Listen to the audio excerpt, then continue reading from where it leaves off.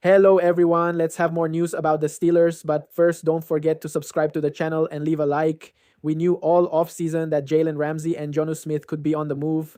What we didn't anticipate was that the Pittsburgh Steelers would be the team that poached both players from the Miami Dolphins. As part of the blockbuster trade, the Steelers were forced to give the Dolphins Minka Fitzpatrick in return, as well as a day 3 pick swap in 2027. While Fitzpatrick was once considered the best free safety in the game, particularly during his unbelievable stretch in 2019 and 2020, he hasn't been that type of player for Pittsburgh in years. The veteran safety has gone quiet, with only one interception to his name since the end of the 2022 season. Recently, I wrote about why we need to have a painful conversation about Fitzpatrick because of his egregiously large cap numbers. Quite frankly, the Steelers weren't getting a fraction of the performance that the price tag seemed to indicate. But even noting all of this, I'd argue that the Steelers gave up the wrong player in the trade. It should have been Pat Fryermuth packing his bags for South Beach instead.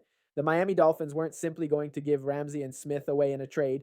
They wanted a quality player in return, and they got one. But the Pittsburgh Steelers should have tried to swindle an even better trade out of this AFC opponent. With Jonnu Smith coming to town, the Steelers have an overcrowded tight end room, which is good for Arthur Smith but bad for the dynamic of the team. Smith and Fryermuth are two players who overlap in skill set, and after handing Fryermuth a 4-year, $48.4 million deal during the 2024, they could have gotten out of this. Now let's go to another video. Don't forget to leave a like. Trading TJ Watt. What about TJ Watt?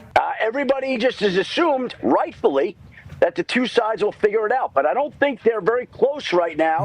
And I don't think that he's particularly pleased. They just gave Jonnu Smith more money. They just gave Jalen Ramsey more money. They haven't given TJ Watt more money. And you just wonder how that's going to play out here. Yes. But you would think that this situation would be settled by now, and it's not. And I wanted to talk more about this Jonnu Smith, Jalen Ramsey, Minka Fitzpatrick trade, which we'll get into later on the show.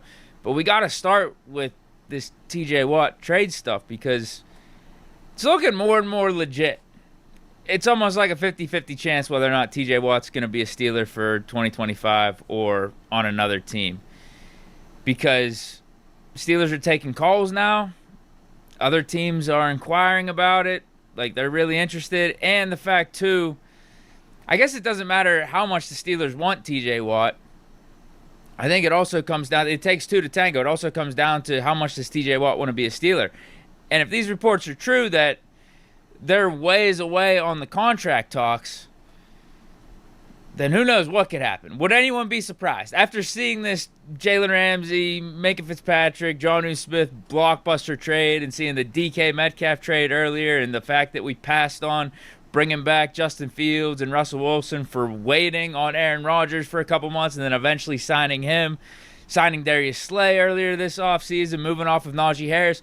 Would anyone be surprised if later today or at some point this week, tomorrow, TJ Watt is on another team? No, I don't think we should be surprised. I think there's just like it's this 50-50 chance of TJ Watt being on the Steelers or TJ Watt being on another team at this point because you know the saying. Like, I feel like Steelers have leverage in this, but I also think TJ Watt has some leverage in this too because of Tomlin's mantra, we want volunteers, not hostages. Like, TJ Watt is under contract for another year. And Steelers could play hardball and say, bro, if you don't want to show up for the mandatory stuff, you don't want to be on this team for the regular season, we're just going to fine you. But then it's like, do the Steelers really want that in the locker room and as a part of their environment for this upcoming season, an unhappy TJ Watt? You know what I mean? Like, we do say we want volunteers, not hostages. If TJ Watt says, if he requests a trade and says, like, I'm unhappy, this contract, it's not going well, or these talks aren't going well, we're far apart, you're trying to underpay me, I want to get paid what I'm properly worth after seeing what Myles Garrett got, I want something in the 40 millions. If TJ Watt says, just trade me, this isn't working, then we're going to trade him. Is it going to be helpful for us for the upcoming season? It's hard to see at this point. I couldn't, yeah.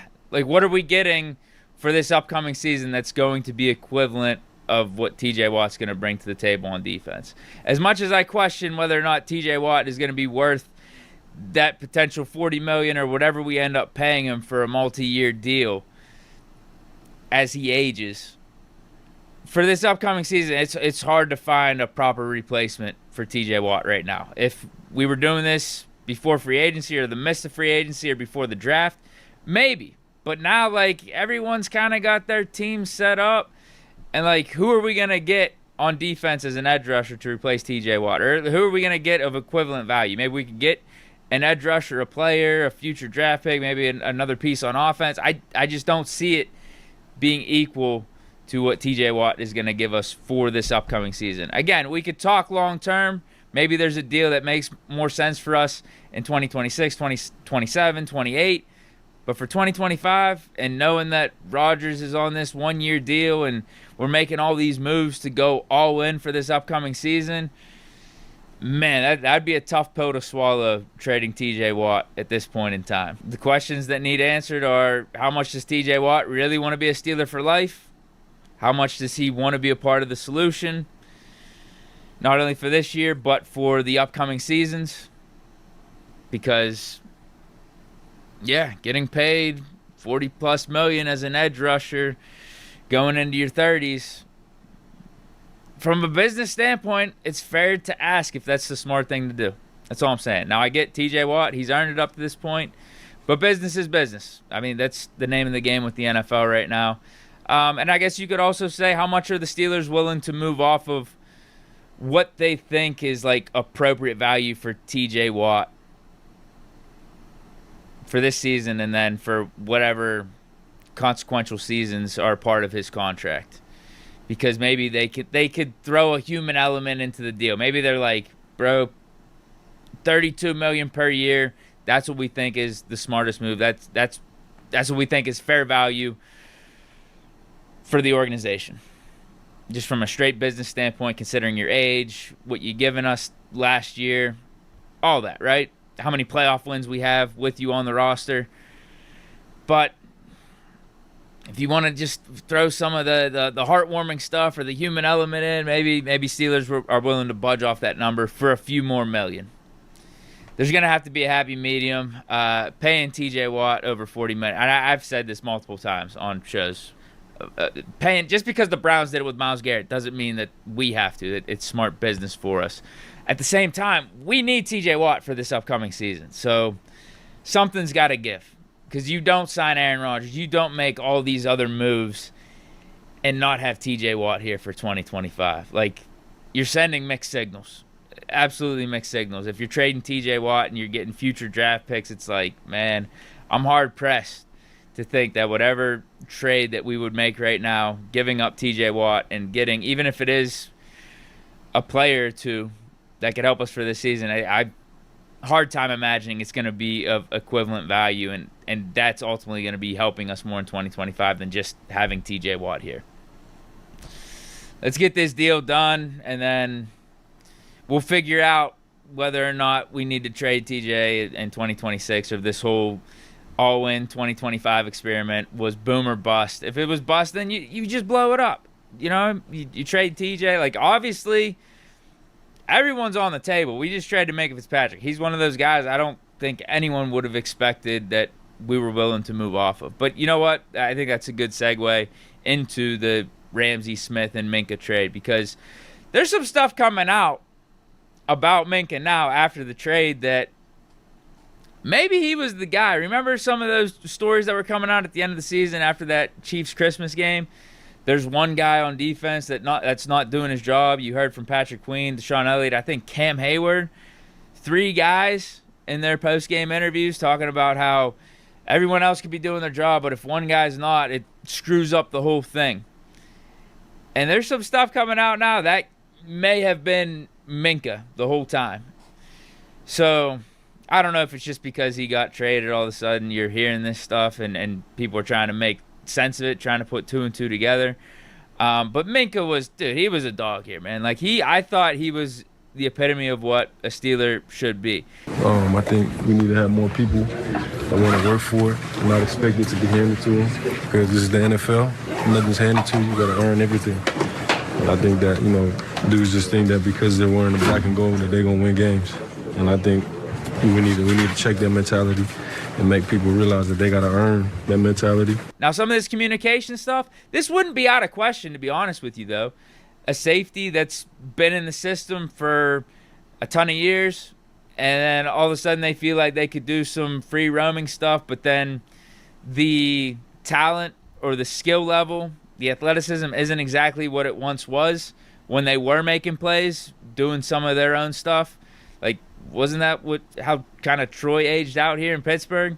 His last season or two? You heard stories about Troy was telling players on defense to do one thing or another, and Troy would kind of do his own thing, but he wasn't the same Troy that he was in his prime when he was winning the depoys. We were winning the Super Bowls, and the defense was number one in the world.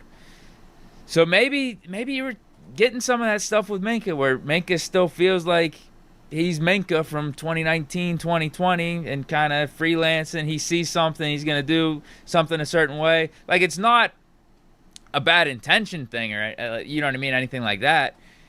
But it can screw up the defense, right? If we're talking about miscommunications, Minkah sees something one way and someone doesn't really get the hint, and there's a blown coverage. And both sides maybe feel like they're in the right, PQ or someone else on the defense is like, bro, you didn't tell me, or we didn't go over this throughout the week. But Minkah's just like, bro, I feel like I can make this play, or I think, I got these instincts, I just got to go with it. So maybe honestly, yeah, in Minkah's time, just it kind of came to an end. We needed to have a fresh start, almost like with Pickens, but not to the degree of Pickens with the drama, the antics. It's just that you're here for an extended period of time.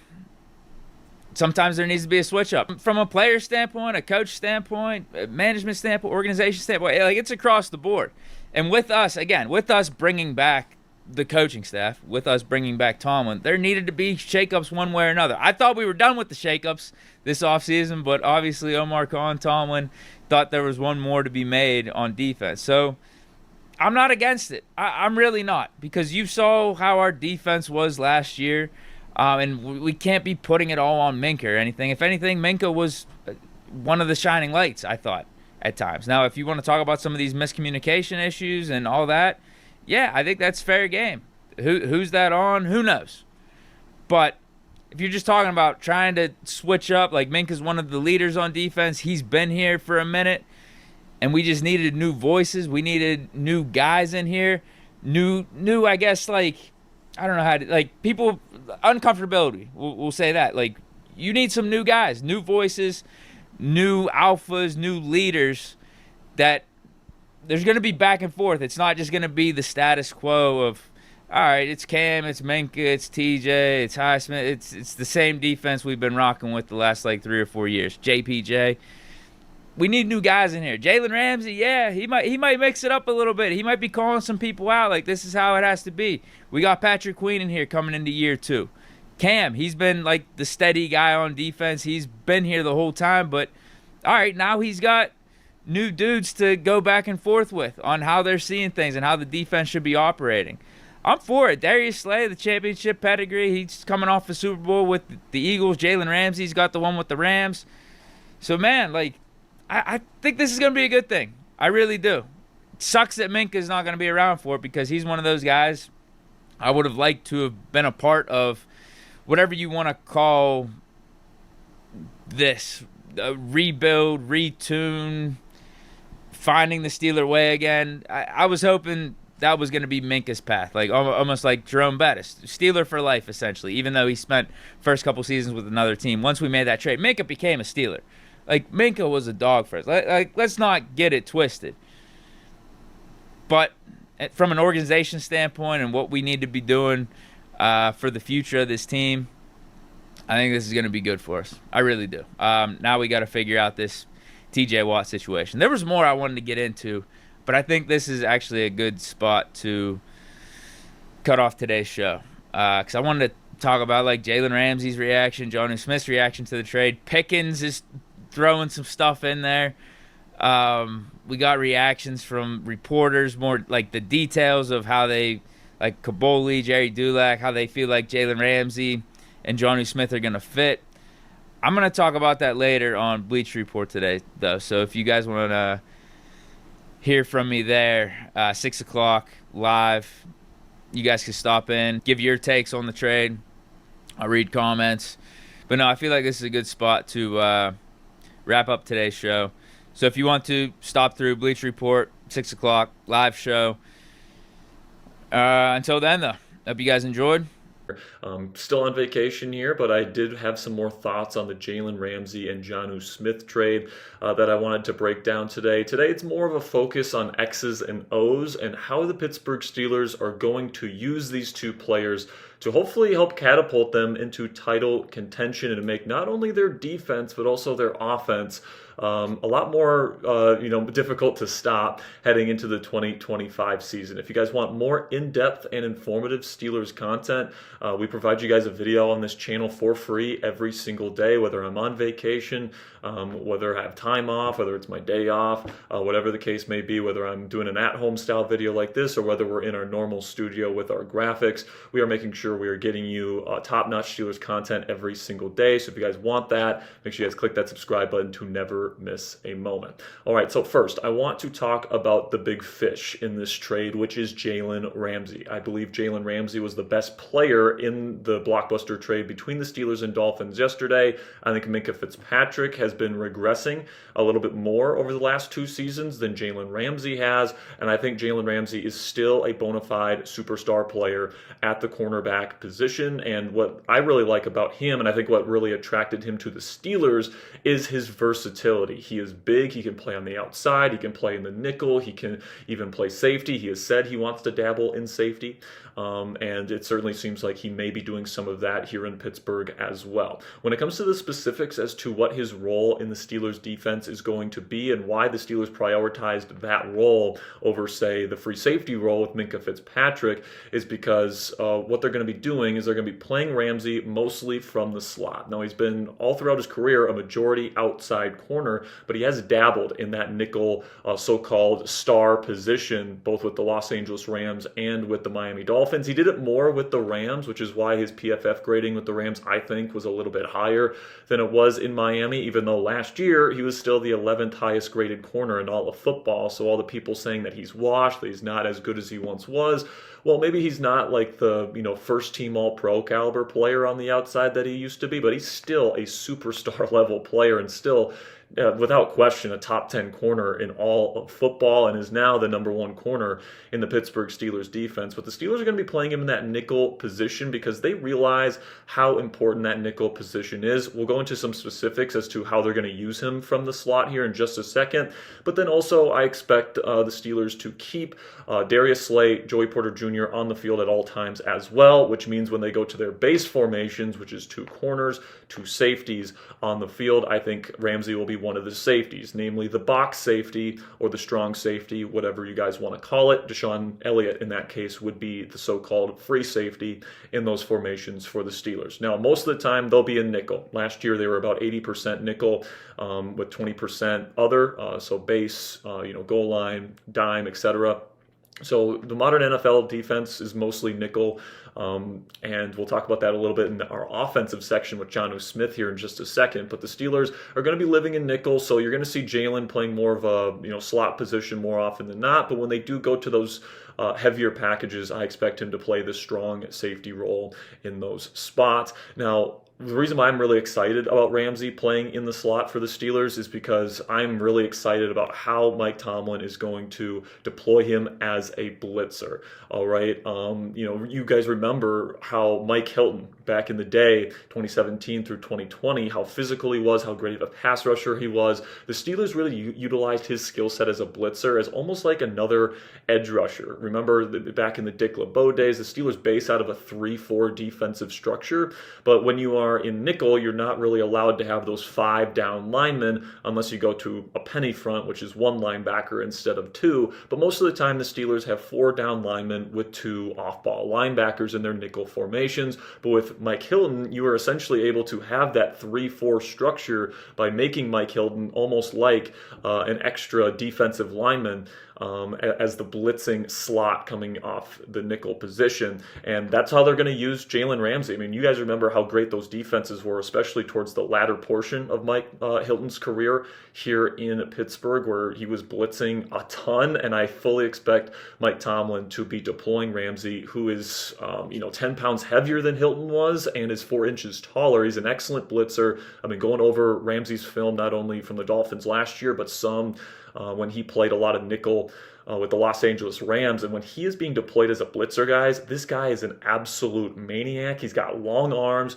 He's got great instincts. He gets after the quarterback. And then, he's the highest graded run defending corner in all of football since 2022. So he's an excellent tackler. So this guy is going to be an absolute maniac. He's going to be probably the best slot cornerback in terms of being a blitzer in the National Football League this year, in my opinion. And the Steelers feel like having that impact player in their defense is going to take this group from a really good group, right? This defense before TJ Watt's injury last year was giving up less than 19 points a game to a team that could potentially have the best defense in the National Football League, because Jalen Ramsey is going to be such a big impact for them, not only as a coverage player from the slot where he's excellent, but also as a blitzer, getting after quarterbacks and putting pressure on opposing signal callers. All right, and of course Ramsey is going to play outside corner a little bit, I would expect, especially when you play like the top end number one receivers. You want to make sure your best player, especially in key moments. I do think that Ramsey will go outside at some points, but he will play mostly in the nickel, and then when they're in base, he will play strong safety, and then high leverage moments against a really good outside wide receiver, I think he will play a little bit on the outside. But my take on Ramsey being injected into the Steelers defense here, guys, is that you are going to be adding somebody that's going to be a lot more valuable and is going to be wearing a bunch of different hats than what Minkah Fitzpatrick would have brought to you based on what we've seen from Minkah the last 2 years. Minkah wasn't having the big time impact plays that he was known for earlier on in his career. He certainly played his part in the communication issues that this secondary had last year. It wasn't just on Minkah. Some of that was on Patrick Queen, some of that was on Cam Sutton and others, but Minkah certainly has a tendency to go rogue at times. The Steelers felt like that they just didn't want to deal with that this year, and Ramsey as this kind of versatile piece that can play nickel, that can play safety, that can play on the outside, and especially as a blitzer from the nickel. Again, that is probably going to be the main reason why Mike Tomlin really wants this guy as his slot corner this year. Like, he's going to be an absolute freak out there, and opposing offenses aren't going to just have to worry about the best pass rush in the National Football League, which the Steelers have, but they're also going to have to identify where the heck is Jalen Ramsey. Is he in the slot? Is he at safety? Is he outside? He is an impact player that you got to know where he is at all times, and that's going to be just another thing for opposing quarterbacks to have to sift through mentally before they snap the football against the Pittsburgh Steelers defense. Now, you might be saying, because Minkah Fitzpatrick is not here anymore and Jalen Ramsey is expected to play in the slot for the Pittsburgh Steelers, what does that mean for the free safety position? Of course, Minkah leaves that void there. So do the Steelers stick with Juan Thornhill, who they brought in free agency this year? Do they bring in a different free agent to take his spot? What are kind of the options there at the Steelers' disposal? Well, if I had to guess right now, guys, I think they're going to go with Juan Thornhill as their starting free safety in their nickel packages. Again, like I said, when they go to base, where they only have 2 safeties and 2 corners, I do think it'll be Deshaun Elliott and Jalen Ramsey filling those 2 safety spots. But again, they're in nickel about 80% of the time, and in those formations, I do think it's going to be Juan Thornhill that is your starting free safety this year. Now, I understand why some people don't love that idea. Thornhill's tape over the last 2 years in Cleveland, admittedly, is not very good. But keep in mind that he missed 12 games and played through multiple calf injuries during those 2 seasons, which obviously gives the Steelers a little bit of an injury concern there because he hasn't been able to keep that calf healthy since 2022. But, the last time he was healthy, back in 2022, he was a starting free safety for the world champion Kansas City Chiefs defense. So he knows what it takes to be a part in a cog in a championship level defense. He did it in Kansas City. He's made some big plays throughout his career. He's a solid tackler. He brings some decent size to the table as well at over 200 pounds. He brings pretty decent speed as well, like not blazing speed, but certainly good enough. He's pretty decent starting corner when he is, or starting safety, I should say, when he is healthy. And, if he's going to be your weakest link in this secondary, like, he's a pretty decent weakest link, if you ask me. Like, you got an impact player in Jalen Ramsey. You got a guy, Joey Porter Jr. on the outside that I still believe in. Darius Slay as your third corner, essentially, is a really, really good piece as well. And then you got Deshaun Elliott, who this team just extended and really, really likes as well. So you take a look at a guy like Juan Thornhill, who is the worst player in the Steelers secondary. And I know, comparing Minkah to a guy like Juan Thornhill, there's a big gap between those two players. So people get scared because of that. But I think Thornhill, especially with how good this pass rush is going to be and how good this cornerback room is going to be, how much press coverage and physical coverage they're going to be playing, I really think safety play is going to be the least consequential position on the Steelers defense. I think the Steelers agree with that, which is why they felt a little bit more comfortable letting go of Minkah Fitzpatrick. And I think that they're probably going to go with Juan Thornhill to start the season at free safety, especially because he had a really good offseason program, guys. Like, he had rave reviews coming out of mandatory minicamp this year. He looks 100% healthy. He's flying around. And he brings the right mentality too, guys. Like, you can tell that he really does a good job, representing the team. He's a dog competitor out there, and that's something that you really love. I think he's going to become a fan favorite this year. That is, if he plays well on the football field. But another possibility, I guess, I don't think they're going to do this, but another possibility they could go down to fill that free safety spot is just play Jalen Ramsey at safety full time. Now, I don't think they're going to do that. I think they want him in the nickel so that he can play that blitzing slot corner role that we talked about before, similar to what they did with Mike Hilton when he was still here. But, Jalen Ramsey has said that he's open to playing safety in his career. And if they don't believe in Juan Thornhill and say they want to bring back Mike Hilton to play that spot, or if they believe in Beanie Bishop Jr. to play that slot corner role, I don't think it's 100% out of the realm of possibility that Jalen Ramsey is a full-time safety for the Steelers this year, even though I do think it is unlikely. But if they want to go into free agency and grab somebody, there are some good options out there. Justin Simmons is older. He's 31 years old, so it'd be another older player you're adding to this defense. And he definitely lost a step last year. I went through some of his film with the Atlanta Falcons yesterday from last season, and it's pretty clear that not only is he not a great fit for that cover 4, cover 6 style scheme that they run there in Atlanta, but he's definitely lost a step. He is not the same Justin Simmons as he once was. I think that his missed tackle rate is really, really concerning. I think it was up to like 20% last year. So if you're looking for somebody that's a really solid tackler, I don't think Justin Simmons is going to provide that for you. But he's still a decent player. He still has great instincts, great anticipation. He reads the eyes of the quarterback really well. So if you want to bring in a veteran to play free safety, Justin Simmons could probably do that for you, even though he is declining. Jordan Poyer is another guy. Now, he's used to playing in almost like pure zone defenses with the Buffalo Bills and Miami Dolphins in the past. He did not have a fantastic season last year, but he is really close with new Steelers quarterback Aaron Rodgers. So keep that in mind. Poyer could be an option if they don't want to go with Thornhill to start the season. And then Quandre Diggs is another name to watch out for as well. He did have a Liz Frank fracture last year. He had to get surgery on that after, I believe it was 8 games with the Tennessee Titans. But he's a pretty decent player as well. When he's been healthy, he's been a very solid starting safety in the league. So you could think about Quandre Diggs as well, if you're not too worried about that injury that he's coming off of. But another player to keep your eye on the Steelers roster is Sebastian Castro, the UDFA out of Iowa. Not the most physically gifted player in the world. I think he's more of a strong safety or maybe a nickel player in the future, but I think his chances of making this team as a backup safety definitely went up after the trade of Minkah Fitzpatrick. So we'll see if they add anybody in free agency. If they don't, I would say Juan Thornhill will probably be your starting free safety week 1, with Sebastian Castro, the UDFA out of Iowa, who I really like, by the way, making the team as a backup and potential future starter. Okay, so that's everything on the defensive side of the ball, and I'm really excited about what Jalen Ramsey's going to bring to the table here for the Steelers defense. But let's talk a little bit about the offense here and the offensive piece that this team added. yesterday in that trade, which was Jonnu Smith, who I believe is going to be used not really as a traditional tight end. Technically he is a tight end, but he's going to be almost used as a big slot wide receiver. Okay, what his role in the Steelers offense is going to be is he's going to be the yak threat in this offense. So he's going to be that big body yak threat, very athletic, very big, tough to bring down. I think he was fourth in the league last year in missed tackles force. So this guy is an absolute freight train with the ball in his hands. They're going to use him on screens. Aaron Rodgers loves his quick screens.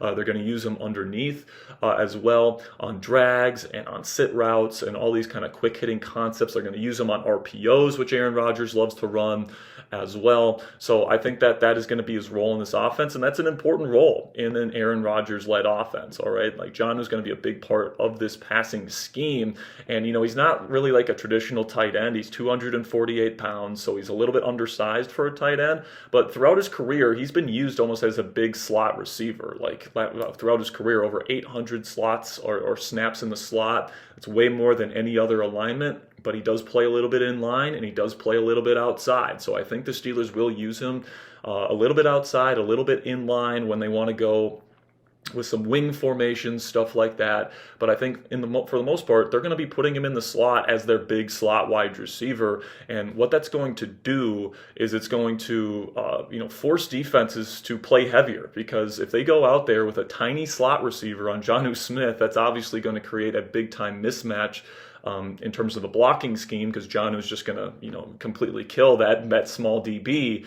But also, if they put out a linebacker out there, like, you're going to trust a linebacker to cover Jonnu Smith one-on-one. So Jonnu is really a matchup nightmare for opposing defenses, and the Steelers know that, which is why they really prioritize getting him. Arthur Smith loves him some Jonnu Smith because he understands the matchup problems that he brings for an opposing defense. And also, with the defenses probably playing more heavy coverage, playing against the Steelers' 12 and 13 personnel packages, that means that's going to open up opportunities for DK Metcalf, because there's going to be less speed on the field. So you get the ball into open space to DK Metcalf, who can absolutely run like a deer. Like, he's going to have more opportunities to break off long runs after the catch as well. So it's going to open up opportunities for DK. It's going to create matchup problems for opposing defenses. And I'm really excited to see what Jonnu is going to be able to do as this team's big slot wide receiver. And also, like, I've been seeing a lot on Steelers Twitter, Jonnu's not a good blocker. Pat Freiermuth's not a good blocker. How can we expect, these guys to run block for us?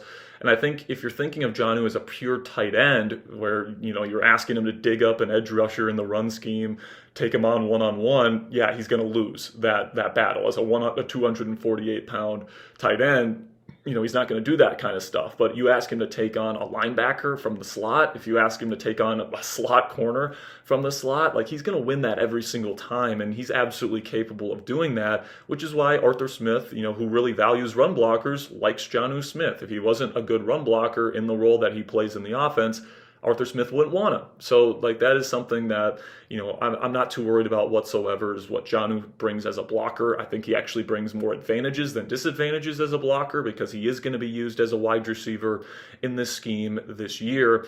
And I actually think he's going to, among quote-unquote wide receivers in the Steelers offense this year, he's going to get the second most snaps. I mean, last year, Van Jefferson outsnapped Calvin Austin III by over 100 snaps, all right? And I think that it's going to be kind of a similar setup this year, where on early downs, Jonnu Smith is essentially going to be your quote-unquote wide receiver 2 out there.